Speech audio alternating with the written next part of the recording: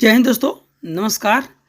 तो आज हम देखेंगे बिहार एसएससी इंटर लेवल 2023 में जीके जीएस के इम्पोर्टेंट प्रश्न जो कि प्रीवियस ईयर क्वेश्चन पेपर से रिलेटिव है। आपका ये मॉक टेस्ट में है, इसमें कराने वाला हूँ। कुछ इस टाइप का आपका प्रश्न आएगा। ये आपका क्लास तीसरा है। इसके पहले मैं 2 क्लास करा चुका हूँ, वो भी इम्पोर्टेंट प्रश्न था। तो चलिए ज़्यादा समय नहीं लेते हुए क्वेश्चन की तरफ चलते हैं। और अगर चैनल पे आप नए होंगे तो प्लीज़ चैनल को सब्सक्राइब करने के साथ साथ बेल आइकन जरूर दबा दीजिएगा। तो चलिए यहाँ से आपका पहला क्वेश्चन दिया है कि निम्नलिखित में से कौन सी नदी बिहार की जीवन रेखा कहलाती है। यानी ये 4 ऑप्शन में से एक नदी है जिसको बिहार की जीवन रेखा नदी कहते हैं। तो ये जो नदी है वो आपका गंगा नदी है, जो कि आपका जो ऐसे बिहार है इसके बीचों बीच से होकर गुजरती है। क्या है? बिहार के बीचों बीच से होकर आपका ऐसे गुजरती है। और इसकी कुछ सहायक नदियां भी इसमें बन जाती हैं जो कि ज़्यादा उर्वरकता हो जाती है, ज़मीन को ज़्यादा उर्वरकता बनाती है। इसलिए ये बिहार की जीवन रेखा नदी है। तो कौन है? गंगा नदी है। देखिए बिहार से रिलेटिव इसलिए मैंने ये प्रश्न कर रहा हूँ क्योंकि ये देखिए अभी आरक्षण से रिलेटिव आपको प्रश्न आए थे, इसलिए मैंने इससे रिलेटिव आपको प्रश्न बता रहा हूँ। तो दिया है, भारत के किस राज्य में पहली बार पंचायती चुनाव में महिलाओं को 50% का आरक्षण मिला है। यानी कि भारत के किस राज्य में पहली बार 50% जो है पंचायती चुनाव में जो आपका आरक्षण दिया गया था, तो वो दिया गया था अपना बिहार। कहाँ पे? बिहार में। Option number D. चलिए देख लेते हैं 3 नंबर प्रश्न। 3 नंबर आपका प्रश्न दिया है कि पाटलिपुत्र की स्थापना किसने की थी। क्या पूछा जा रहा है? पाटलिपुत्र का स्थापना किसने किया था? अजातशत्रु ने। किसने?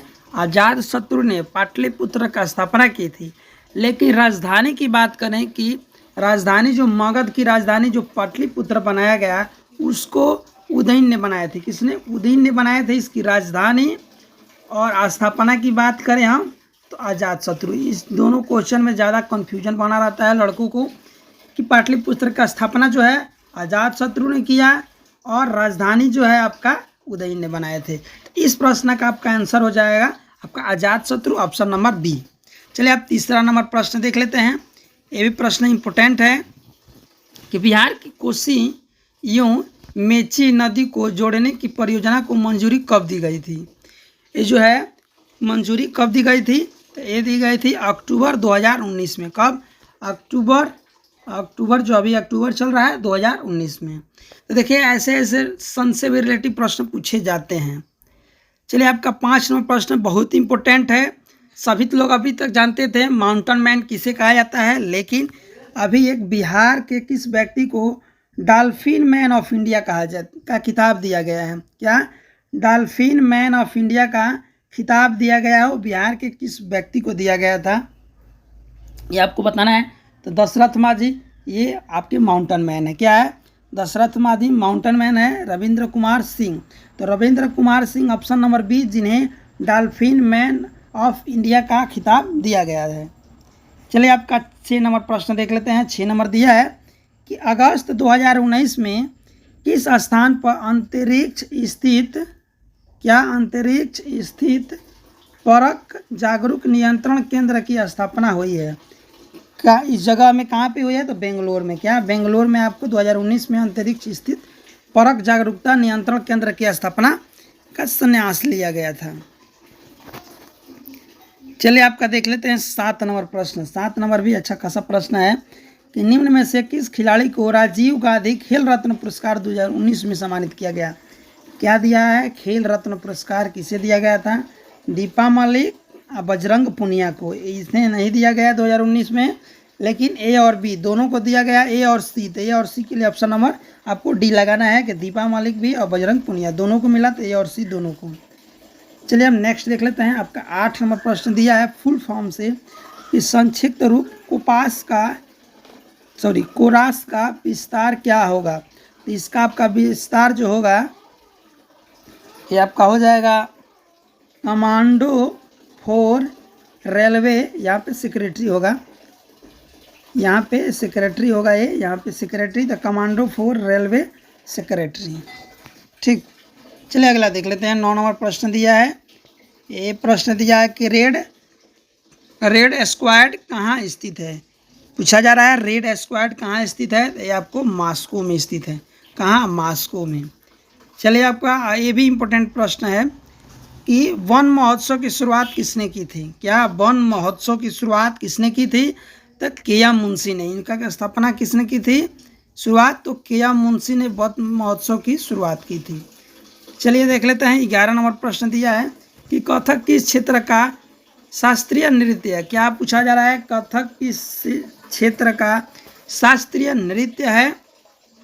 ये आपके उत्तर भारत के हैं। किसके? उत्तर भारत के हैं जी, जो धीरे धीरे अब पूरे भारत में आपका फैल गया कथक नृत्य।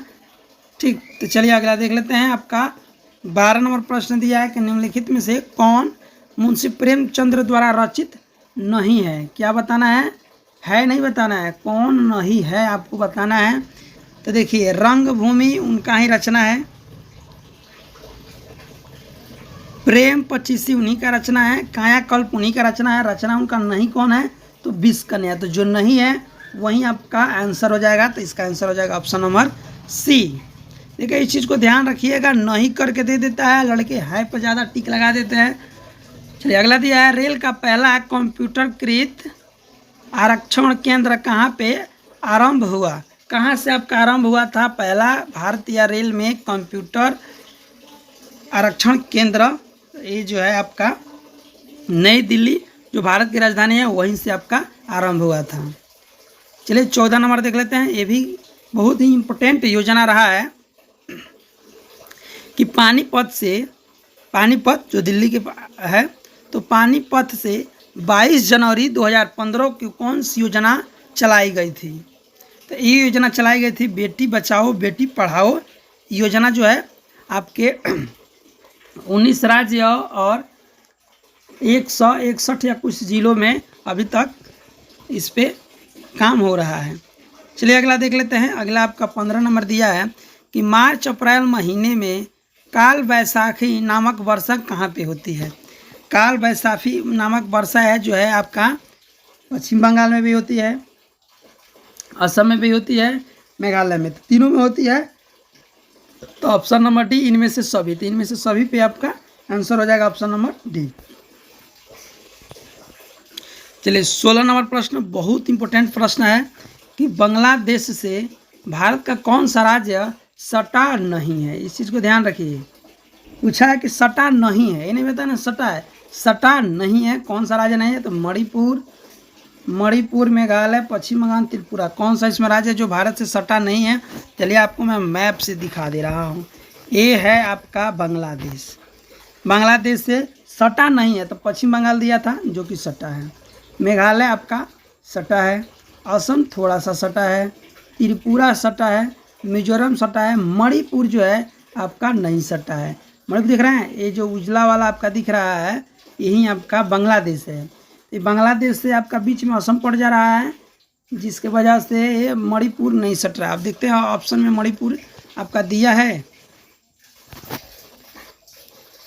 तो देखिए मणिपुर आपका दिया है, मेघालय सटा है, आपका त्रिपुरा भी सटा है, पश्चिम बंगाल तो सटा ही है, मेघालय, त्रिपुरा, पश्चिम और नहीं सटा है तो मणिपुर। तो कौन सा राज्य नहीं सटा है? मणिपुर जो है आपका नहीं सटा हुआ राज्य है। चलिए अब देख लेते हैं 17 नंबर दिया है कि मानचित्र पर बनाई गई वे रेखाएं जो समुद्र से बराबर ऊंचाई वाला स्थानों को मिलाती है क्या कहलाती है? तो इसको कहा जाता है आपको कंटूर्स। क्या? कंटूर्स, यानी कि समुच्चय रेखाएं। कंटूर्स को हिंदी में बोलते हैं समुच्चय रेखाएं जो समुद्र तल से समान ऊंचाई वाले या फिर बराबर ऊंचाई वाला स्थानों को मिलाती है। तो इसका आंसर हो जाएगा ऑप्शन नंबर बी। चलिए 18 नंबर प्रश्न देख लेते हैं। ये आपका पॉलिटी से रिलेटिव प्रश्न है कि भारत के राष्ट्रपति द्वारा निम्नलिखित में से कौन सा कार्य नहीं किया जाता है? ये ध्यान रखिए, यहाँ पर पूछा जा रहा है कि नहीं किया जाता है। तो संसद के सामने बजट को रखवाना, ये राष्ट्रपति का कार्य आपका होता है। राज्यसभा को विघटित करना, ये नहीं होता है। संसद का सत्रावसान करना, ये होता है। आवश्यकता पड़ने पर दोनों सदनों को संयुक्त बैठक बुलाना, ये राष्ट्रपति का काम होता है। काम नहीं कौन होता है? तो राज्यसभा को विघटित करना राष्ट्रपति का काम नहीं होता है। यही आपका करेक्ट आंसर हो जाएगा। चलिए 19 नंबर देख लेते हैं। 19 नंबर आपका दिया है कि भारतीय संविधान के किस अनुच्छेद में सामान्य एवं निःशुल्क विधिक सहायता का प्रावधान है। क्या पूछा जा रहा है कि किस अनुच्छेद में आपका सामान्य एवं निःशुल्क विधिक सहायता का प्रावधान है। तो अनुच्छेद 39 का ए, अनुच्छेद 39 ए जो है आपका सामान्य एवं निःशुल्क विधिक सहायता का प्रावधान इसमें दिया गया है। 20 नंबर और अंतिम प्रश्न आप देख लीजिए यहाँ से, सुभाष चंद्र बोस ने किस कांग्रेस अधिवेशन की अध्यक्षता की थी। यानी कि जो कांग्रेस अधिवेशन आपका एक हरिपुर में हुआ, एक त्रिपुरी में हुआ, एक फैजपुर में हुआ, एक त्रिपुरी और फैजपुर दोनों, या फिर ये आपका दिया है कि ए और बी दोनों, यानी कि हरिपुर या त्रिपुरी दोनों में।